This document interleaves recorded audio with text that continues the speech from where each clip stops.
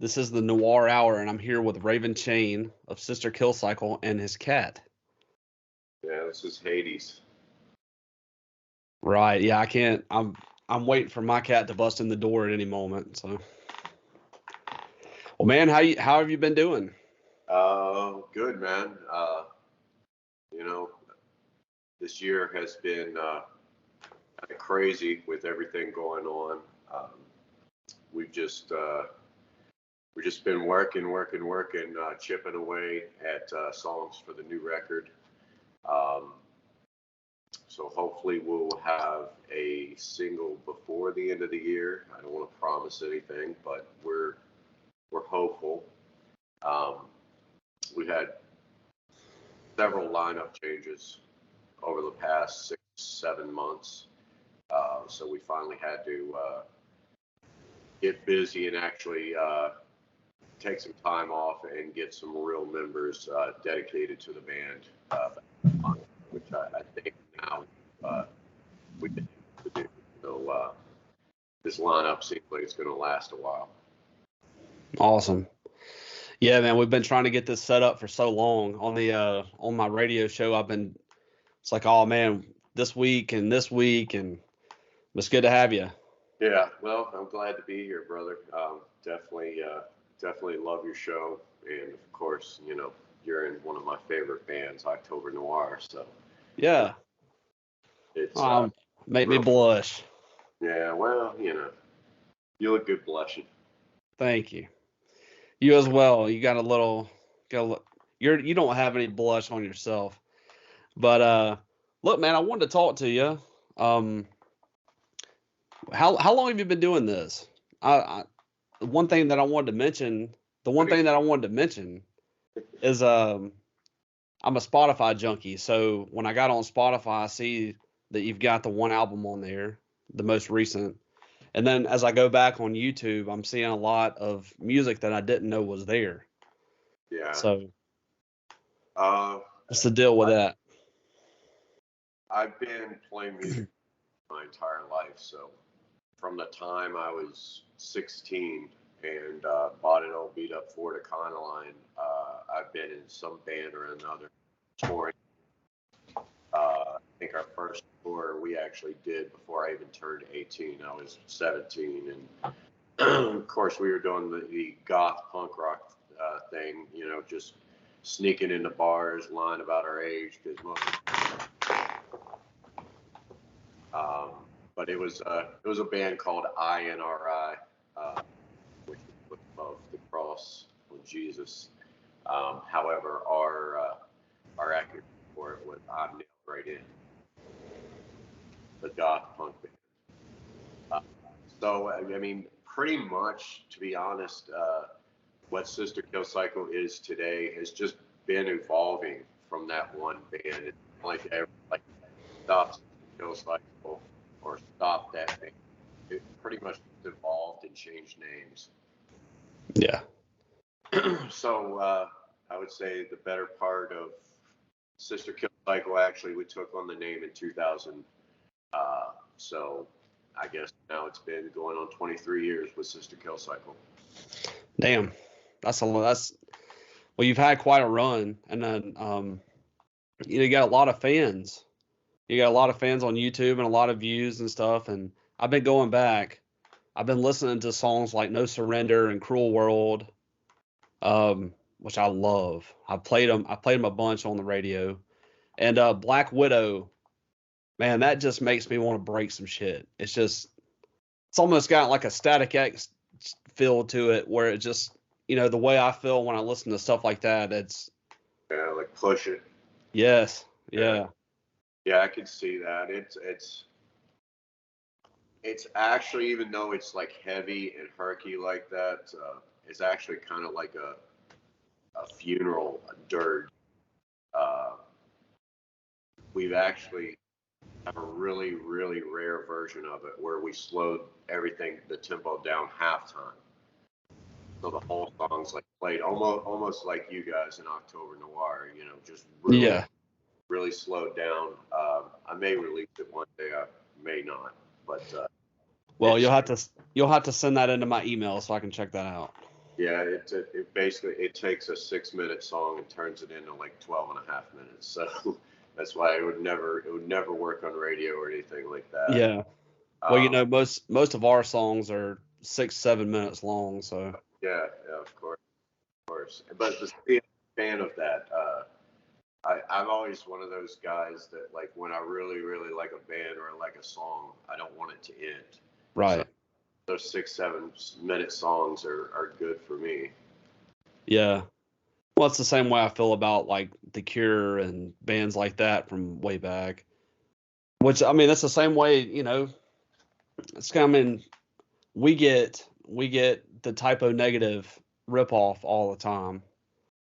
And speaking of, I was looking at some of your YouTube stuff, and I see that you get a fair amount of hate as well. I get quite a bit. I would say a fair amount, like an understatement. I get quite a bit. I mean, it's one of those things when people fall in love, for example,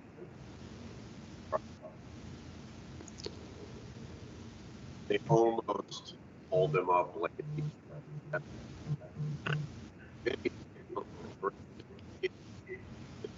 very good without even realizing the fact that most of these people are doing the same thing that I'm doing. I just happen to look like fucking Brian Warren.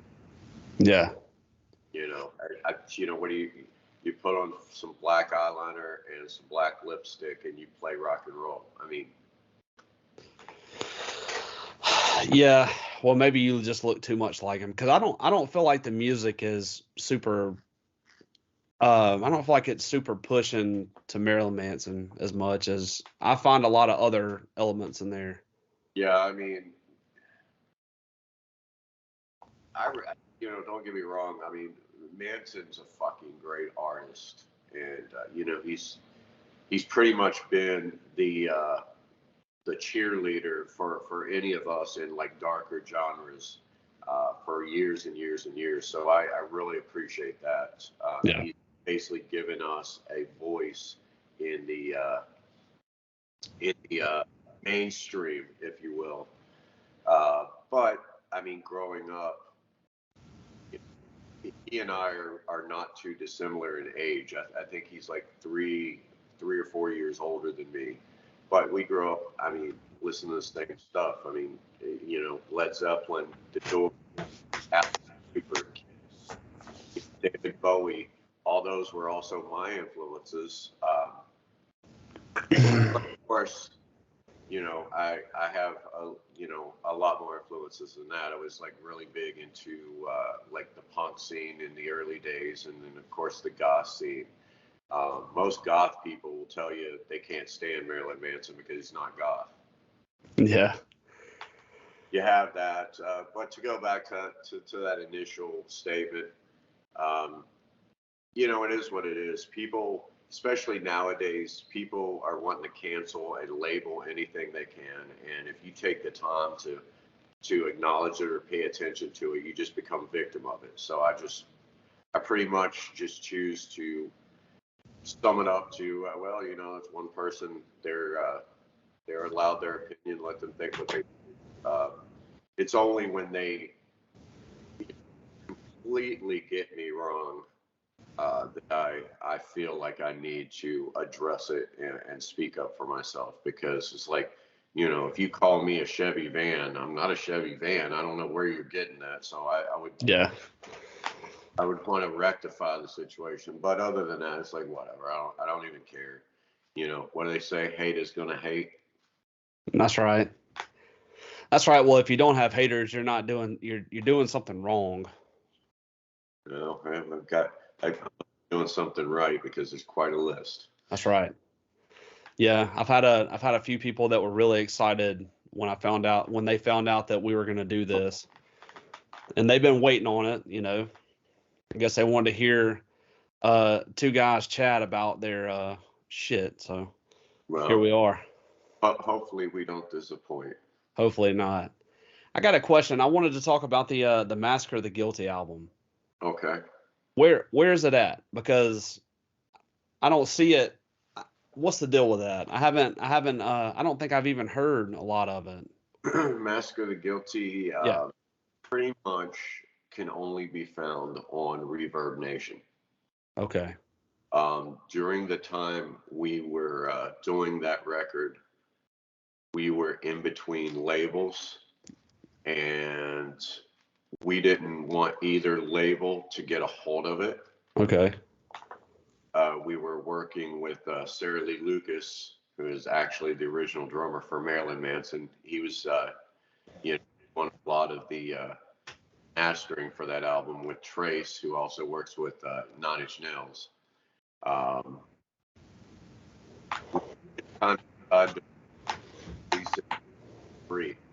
So we took we made, I think, like 5,000 copies pressed, hard copies, and then just threw it up on Reverb Nation for free. I don't even think it was monetized.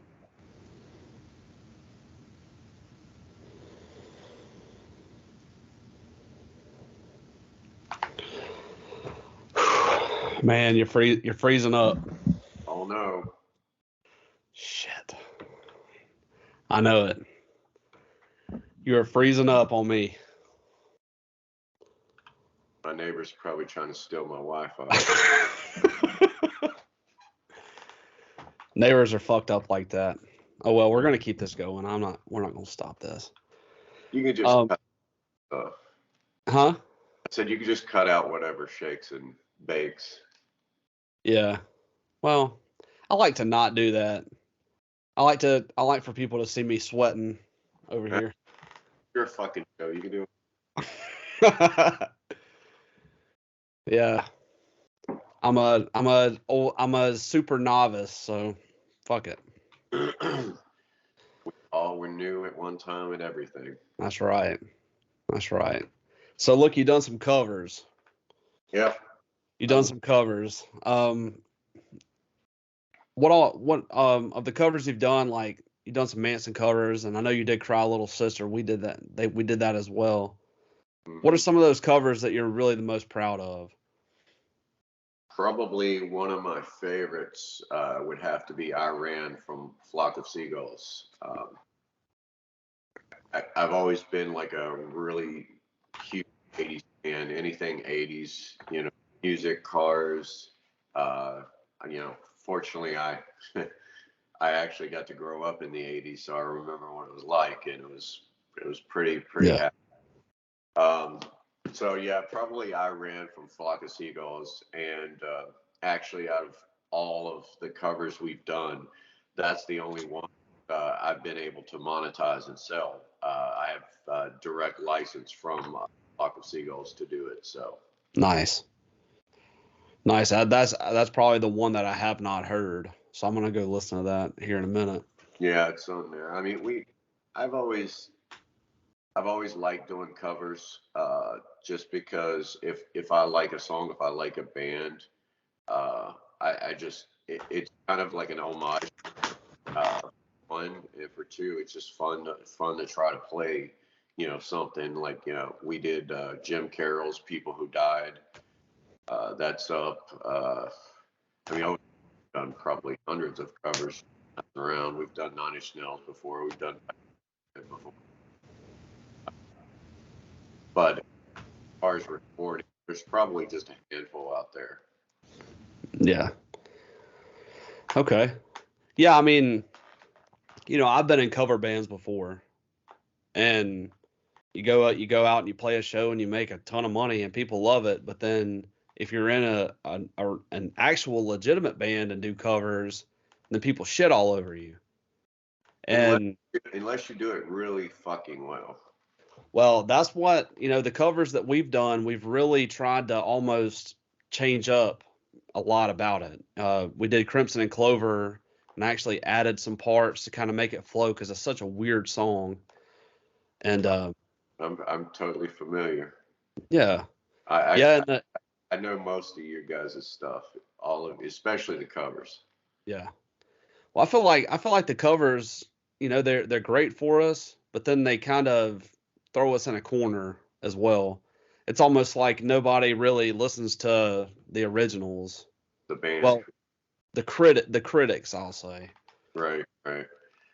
And you know, I mean, once you go down that path, you're gonna kind of get that. I think the thing that's important is just doing it for yourself to begin with, and Yeah. then people dig what you're doing. You know, that's even better. But as long as you're doing it for doing anyway, so I have to do it all the time. Being an artist, everybody expects you to do, you know, one thing, one way up. But more people like, wait a minute, what are you doing? You're not,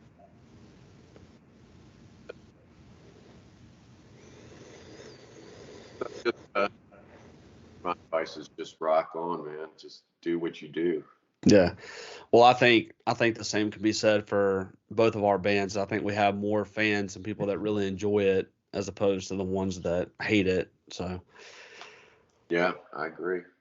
I mean, and you know, there's people that love it and appreciate what we do. I mean, it makes it all the more worthwhile. So, you know, I'm kind of fond of my haters too. They give me a nice little warmth in my belly to yeah. keep me warm at night. Well, it's healthy to have them. I enjoy them as well. But so you've been doing this for a really long time. What are some of your favorite past show moments, tour moments? Just what, because I know you've played shows where at the end of the show you're just like, what the fuck was that? And then you've played shows at the same time that were just like you were elated and just on a super high. So what are some of the best shows that you've had that just really still stick in your brain right now? Well, one of those bad moments that literally made me say, "What the fuck is that?" I actually um, walked off stage and didn't finish the show. The entire band and I thought it would be a great idea. We had never played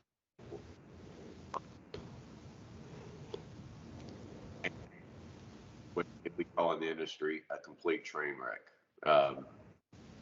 We half the playing a song, the other half was playing another song, backtrack that they should have been playing, and it literally sounded like people that didn't have never picked up an instrument. I think we muddled to 2 songs before I walked off the stage and left. Got back on the fucking bus. Jesus. Never. I was actually mortified, and this is later in my career. This wasn't like rookie. It's probably like 10 years. So yeah, it was embarrassing. It actually was the beginning of me learning that, you know, substance abuse of any kind, whether it be alcohol or drugs or what have you, doesn't really have a place when you're trying to create music professionally and have people pay for it. Yeah. They deserve to have you at your best. Um, you know, God knows, everyone knows I love my wine and my bourbon. Uh, uh, it's fun moments, but you know, you also have to learn how to put a curb on it and just stop it when you're doing stuff professionally. Um, one of my most memorable, like great shows that jumps out right now is probably being in for Typo Negative at Lemoore before Lemoore shut down. That was kind of like one of their home bars. Yeah. Um, and, you know, just through the years of going to Typo shows, because back in the early days, you know, before Bloody Kisses really blew up, they would tour pretty heavily down through where I was living in Huntington, West Virginia, which you know, if you're not from West Virginia, you have no idea. It's like Nowhereville. The entire state has two cities basically, of Charleston and Huntington. Those are basically the only cities in the whole state. But they would play this place called the Drop Shop or Monkey Bar. It changed names too all the time, and I was a fan of Typo, so I'd show up at every show, and it got to the point where we just started having more and more conversations and talking, and Peter was such an amazing person, crazy, funny, but amazingly talented. So he just got to the point. He's like, anytime my ex-wife and I would come to the show, he would just be like, well, you guys hang out, you guys come on the bus, blah blah blah. We got actually invited to open a show with them, so we went all the way to Brooklyn to do one show to open for Typo, and it was just obviously Typo in Brooklyn. Yeah. Out, so I mean there was a ton of people there that actually we got to play in front of. It was one of those, like, as an artist, you wish you got handed an audience. Just, I want to play in front of that many people so that, they dig our music. And, they did. It turned out really, really great. And I think that was one of the shows that actually, like, kind of put us on the map on the East Coast anyways. Hell yeah. Well, you don't turn down a show with Typo Negative. I mean, you're going to get in the car and go however far. That's awesome. That is awesome, man. I didn't know that. I bet that was cool. When we went to Brooklyn and we were at Duff's and everybody kept talking about the L'Amour days. Of course, right. I'm too young to have known, and also being not too far from you. I mean, that's the first time I'd ever been to Brooklyn, so. Yeah. It's a different world, man. It's totally a different world. It is different. It's extremely different. Well, look, man. Let's see. So that's by far got to be the pinnacle of, like, the most favorite show, right there. Yeah, for me, me personally, yeah, I would say so. I mean, obviously, there's been a ton of shows that been like crazy. I mean, we played on a local Bazooka Fest, which had like Filter, Non-Point, Mushroom Head, Seven Dust. I got sit down and have dinner with Lejean and his wife at the time. Yeah. I mean, there could be a million stories, but obviously can't tell all of them in a 1 hour segment. Right. That's true. Yeah, well, that was going to lead me to another question I want to ask you, is like some of the people that you've met that were just super big and that you really enjoyed spending time with. I mean, Peter still is, probably my favorite. I got to meet Lemmy at the Rainbow, sat down and drank a whiskey and Coke with him, smoking cigarettes while he's sitting there playing his video game, and got to chat with him for a few minutes. Got to meet Ozzy Osbourne. But he's not quite as, off the radar as people might think. He's like really down to earth. He's really a sweet dude. Yeah. I could tell you Richard Patrick from Filter's a dick. Yes, I can tell you that as well. He is, definitely a dick. CC DeVille definitely has anger issues. He doesn't want you to if you're sharing the stage with him, he doesn't want you anywhere near the stage while he's performing. Yeah. And, he makes sure his security lets you know that. Yeah. I just, we just went to see Korn, and all the members of Korn were super cool, except Jonathan Davis. He had a security guard by him the whole time. He was not talking. Right. He was not talking. He had his girlfriend there with him, and he was not having it. I mean, we were we were 2 feet away from him, and I asked the security guard because my girl, she really wanted to meet him. It's their favorite band, and the security guard was just like, "Nah, it's not gonna happen tonight." I was like, "Well," I was like, "Okay, well, this might never happen again, but that's cool." I mean, he was right there, like he heard everything I said, but Yeah. You know that it's one of those things that you know maybe he's like that, or maybe just something happened that night that he was not down to. yeah, I mean, I get it. As a music fan myself, it's hard to remember these are real people and we expect them. Look, I follow you. I love you guys. I spent money and blah blah blah. But right, take 5 minutes and say hello. Take a I get that. But it's they're people too. So you have to remember they yeah. got a phone call, somebody died, and he's like, yeah, fuck people. I hate life. Yeah. Yeah, well that's what I always have to remind myself of because we put these people on huge pedestals just like some people may do to you or even to me, who knows, but yeah, Yeah. we all I guess we all do put our pants on the same way. So, It's just I think it comes down to like just the individual person. Like myself, I've I've always spent every show, until the last fan is gone, who wants a picture, an autograph, or anything like that. I right. I will just stay out there and hang out with the people. I mean, that's just how I've always been. Alice Cooper, I met Alice Cooper not show. It was Teen Center in Arizona. We were playing in Phoenix, and he just happened to be there. I was wandering around, daytime before our show.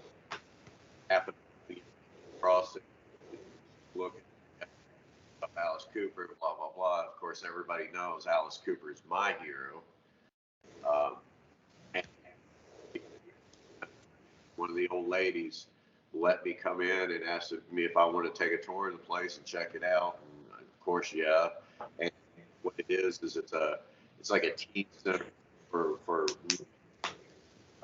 there's like a full size stage there, PA, everything like that. They do music instruction, and it's all for free. So it just basically Alice did this to get the kids off the streets, which I think is amazing. Yeah. And lo and behold, we were talking about Alice, and I told her, he's the reason I got into music, and she's like, well, would you like to meet him? And I was like, are you kidding me? She's like, yeah, he's having a meeting right over here with some business partners, but as soon as I'll take you over. And there it was. I mean, it happened just like that. And I have to admit, I was like a kid, like just shocked. I Yeah. didn't know what to say, couldn't speak. It's Alice Cooper, and here he is. He's not on stage. He's not on tour of us. We're just like sitting like we would right here. Right. It was just the most down to earth freaking guy I've ever met in my life. I mean, you talk about the cool dad of your friend that you love that wish was your dad. That's Alice. It's like intelligent, sweet, cool. Walking out, and I was going to go back. I got to meet Cheryl, his wife, and Calico, his daughter, and her fiance, and their new baby. So it was a really cool experience. Yeah. That is awesome. Yeah, but I mean, it's people like that did they just know inside of us that it really if it wasn't for these people, we wouldn't be able to do the things that we can do. So we owe a lot to these people, and I never leaves my mind uh, appreciation to someone who's wants to have a chat for 5 minutes, or take a photo, or get an autograph, or I've actually got on the phone and called somebody who couldn't be at the show, who was a fan of ours, and talked to him on the phone. Yeah. Else who was at the show. So. Yeah. Well, that's super cool that you are that way because, a lot of people aren't and a lot of people take it for granted. And me, I don't take anything for granted at all. You know, I'll always be there to do an interview or pick up a phone or whatever. And that's how I feel about that's how I treat everybody. Yeah, It's cool that you are that way. yeah, that's awesome, man. I mean, I just, like I said, I feel I owe a certain amount of gratitude to all my fans and anyone else who really wants to give me the time of day. I just, through my years of being on this earth, I'm not perfect. I've made errors, but I kind of see myself as being on the path to be the best kind of me, the best version of me that I can be. So, and part of that is really learning to be humble and appreciating people. I Yeah. mean, I'm sure a lot of people call me a dick because I can be a dick, but I'm still human, unfortunately. Right. Well, you know, you have to treat your fans well because if it's not for them, you know you're nothing. I mean, you don't have anything to go off of if nobody cares. And Right. that's cool. Well, look, man, you got a tour coming up. Yeah, we've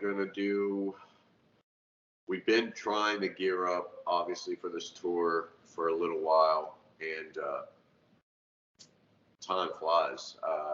It's been 3 years now. We had a huge national tour set up right before COVID hit, and COVID basically, obviously everybody knows, destroyed that. We were still going to force through the tour, but as it got like that, probably 2.5 weeks before the first date, all the venues started calling in, all the contracts, started getting like act of God bullshit. So, they Yeah. had a way out of it. So all the money that we had invested in that just got lost. I mean, all the promotion, the advertisement, everything paid for, preemptively was just gone. So we lost a bunch of money on that tour. Pretty, I mean, we've done a couple one-off shows here locally, uh, but that's it. So we wanted to definitely get on tour this year, and even with all the lineup changes and everything like that, I think we finally put it together. We're gonna do probably, like I said, 2.5 weeks in November, and we're gonna stay primarily on the eastern lower half of the country. Yeah. Pretty much, we might, I'm definitely coming around your area. We'll be through there and New Orleans, all the way up to like Kentucky area and stuff like that. Yeah. Back. But yeah, we want we want to definitely get out there this year, even if it isn't monetarily successful. It doesn't really matter to us. We need to be on stage because this is what we do, and Yeah. miss our fans. So we're gonna do that, and then wrap up the rest of the year with the record. Trying, like I said, I'm hoping to get a single released before the end of the year, and then have the album ready for a spring tour. Yeah. Tell me about the new album. How's that going? You're still recording it? Yeah, it's really, the way we do things is Roy and I are this at this point the primary writer of all. Like, we, we both play like so many. Uh, a bass and drums idea, kind of maybe like a vocal melody. I'll send it over to him. He might chop it up and send it back to me like completely different parts. So we pushed ourselves to like try to get the best songs that actually sound like Sister Kill Cycle songs, because I'll tell you, it's easy to write a song, but once you become into a niche, you have to not the sounds, but really kind of like that. So all the records sound like they're from the same band, Right. and not like 4 or 5 different bands. Everybody rediscovering themselves. We already know what we are. We're a funeral pyre. We're darkness, doom, gloom. That's what this band is. Um, so yeah, it's taken a while. Plus with the lineup changes, uh, trying to write around a certain person and throw that out the window. But it's coming. I will have to say this record is probably going to be heavier and darker than anything. Hey, I like the way that sounds. Yeah, I'm coming from everything over the last couple of years. Metal had a real big explosion all over. I mean, it seems like every band that sounded like a dog barking was on stage and Yeah. pop. So I'm glad they had their time while we were taking some time off, because I'm not a huge fan of that kind of metal. I mean, I appreciate it, but I'm just I like to be able to understand what the singer's saying. Maybe that's all. All the fucker. I'm like, okay, it's cool. I'll be grandpa. I'm cool. Yeah, it's been writing and tearing apart, and making sure that when people hear these songs, they're like, oh man, they got even better from the Cross My Heart album. That album was awesome. This is even better, and I think that's again striving to do the best we can. I mean, I want to blow people away when they sit down and put the CD in and listen to the album for the first time. I want them to be like, holy fuck, that's bad ass. Yeah. Well, that's cool, man. I can't wait to hear it. So you're feeling good about it being done Yeah, on your timeline. yeah. Like I said, at least to be able to release a single before the end of the year. Yeah. Maybe we'll do like a Christmas holiday free release of the single. I hear you. Well, cool, man. I'm glad that that's working out. See, you and I, we've talked behind the scenes here and there, but I didn't know about that. So that's cool. Well, it's because you didn't ask.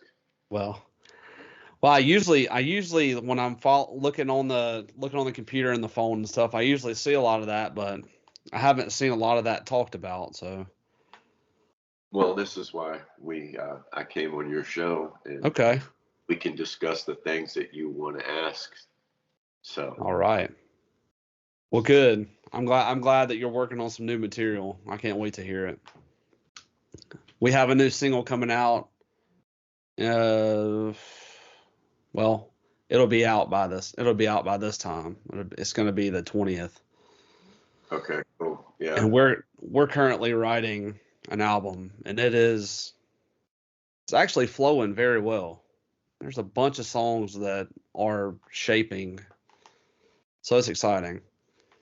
Yeah. Well, not to put you on the spot or anything, but that is kind of like my forte. um, you should tell the fans when Sister Kill Cycle and October Noir is going to tour together. I keep waiting for that. You guys being one of my favorite bands, and behind the scenes, I have asked them before. They keep blowing me off. I guess Sister Kill Cycle's not big enough for them yet.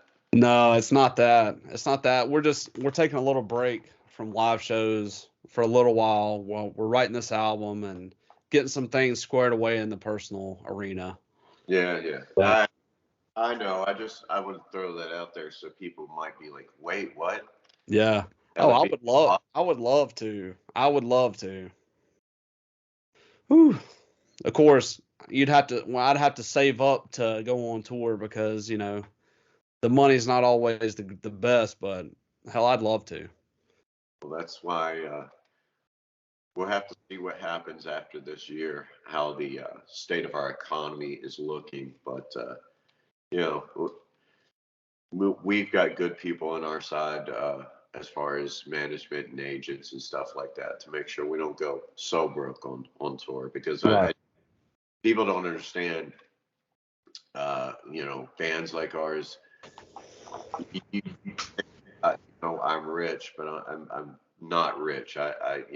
Some of us still have to work day jobs and Yeah. do stuff like that, and people don't realize when you're on tour, you can't work that day job, so you have to take time off and lose money to go out and tour. So while you're out there, you're hoping and praying you can pay the bills, let alone make any extra. So Right.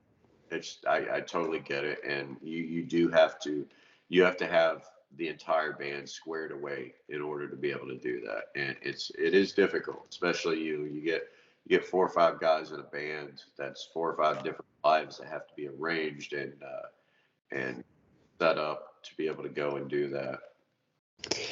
Yeah, it's definitely a different day and age. I was on tour when I was 21, 22, and hell, when I was 21 or 22, I was still living like I was 16 or 17. Yeah. It wasn't such a big deal, but now, especially with the economy, yeah. Yep. You got to really make sure that all your ducks are in a row. Yeah, yeah. I mean, venues are not wanting to pay, so you No. basically have to decide if you're going to do a show for a door percentage deal, which, um, if you were Corn, that would be pretty easy to do. If Corn just said, "Yeah, I'll do a door deal," they know, 5,000 people are going to show up Oh if yeah. Corn's playing. Bands like mine, we have some amount of fame, but we're still what I would call us an underground band. And what I don't have a problem with that. I actually prefer being an underground band. I'm free to do things these other days, like the whole COVID lockdown thing. That's why you didn't see any tours going through, because they're all owned by all these bands have contracts with Live Nation, and when Right. Live says you're not touring, you're not touring. So I have the advantage of telling Live Nation to fuck yourself, and I'll tour wherever I want, whenever I want. Yeah, Live Nation, they do put on some good shows, but always have just a huge amount of being pissed off at the way they go about things. So Yeah. It's part of that. It's part of that whole thing we weren't talking about. right. Absolutely. Well, look, man, I've enjoyed talking to you. I want to give you a chance to plug some stuff. Hopefully I didn't miss any questions that I had. If I did, I'll just hit you up later on. But it was really good to talk to you, and I can't wait for you to get on the road. I'm gonna come see you. Yeah, Come see well, this band. Check it out. can't wait either, man. It was good being on the show. Thanks for having me, and Absolutely. you know, keep doing what you're doing. I enjoy these shows with you because, like I said, it is like kind of a sit down, relaxing atmosphere, Yeah. uh, and you ask the questions from perspective. I think our fans would want to know stuff. So really cool, man. And like I said, we've been friends for a while. So yeah, I'll talk to you later. Yeah. Cool, man. Plug all your places to find you. Well, just go to sisterkillcycle.com. That's our official website. From there, you pretty much can get anything you want from the band, merchandise, music, anything like that. Obviously, facebook.com. We're on there. We do have what do they call that? A chat room, or Well, like a Telegram room or something. Is that what no? it is? It's a group. It's a group. That's what it was. Oh, the Facebook group. Yeah, the official Sister Kill Cycle group on there, where you know the guys in the band actually do get in there and communicate with fans. So that's a great place for you guys. You know, if you want to come, throw a comment in there, talk to other Sister Kill Cycle fans.